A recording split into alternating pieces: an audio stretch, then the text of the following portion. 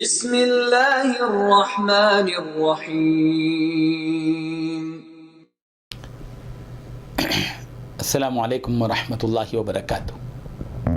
ناظرین کرام، اللہ تعالیٰ نے انسان کو جہاں سننے کی طاقت دی ہے، جہاں دیکھنے کی طاقت دی ہے، جہاں چلنے کی طاقت دی ہے، جہاں کسی چیز کو پکڑنے کی طاقت دی ہے، جہاں سوچنے کی سمجھنے کی قوت عطا کی ہے، وہیں اللہ تبارک و تعالیٰ نے انسان کو بولنے کی قوت بھی عطا کی ہے، جس کو قوت گویائی کہتے ہیں، جس کو نطق کہتے ہیں۔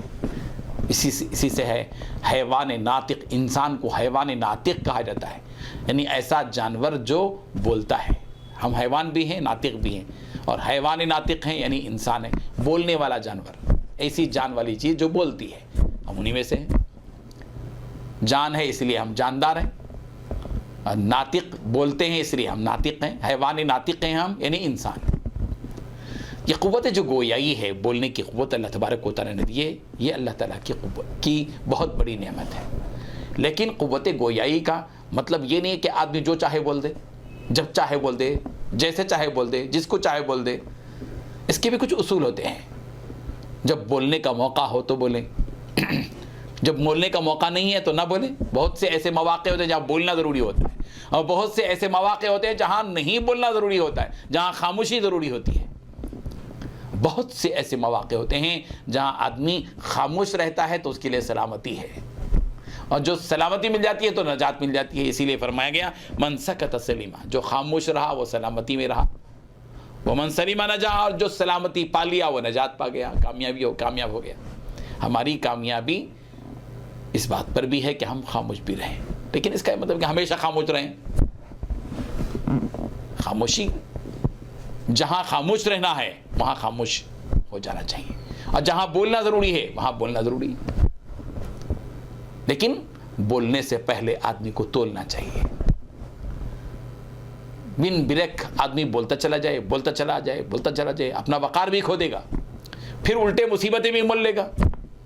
بیل مجھے مار والا مسئلہ ہو گیا، راستے کی بلائیں اپنے اوپر لینا۔ یہ کوئی کمال کی بات نہیں ہے، عقل مندی کی بات نہیں ہے کہ آدمی جو چاہے بول دے، جب چاہے بول دے، جس کو چاہے بول دے، جس سے چاہے بول دے۔ تو پھر تو آدمی کو تیار ہونا پڑے گا، ایسی چیزوں کا سامنا کرنا پڑے گا، فیس کرنا پڑے گا جو اس کے لیے ناموافق ہے۔ خاموشی کے موقع پر بولنا ناموافق حالات پیدا کر لینا ہے، اپنے ہاتھوں، اپنے پیروں پر کلہاڑی مار لینا ہے۔ اسی لیے ضرورت اس بات کی ہے کہ ہم بولنے نہ بولنے کے سلسلے میں، خاموش رہنے اور بولنے کے سلسلے میں محتاط رویہ اختیار کریں۔ وہ لوگ یقیناً دانا ہیں، عقل مند ہیں، سمجھدار ہیں، ہوش مند ہیں، دانشور ہیں، جو بولنے کے وقت میں بولتے ہیں اور خاموش رہنے کے وقت میں خاموش رہتے ہیں۔ یہی وہ کمال ہے جو آدمی کے اندر ہونا چاہیے۔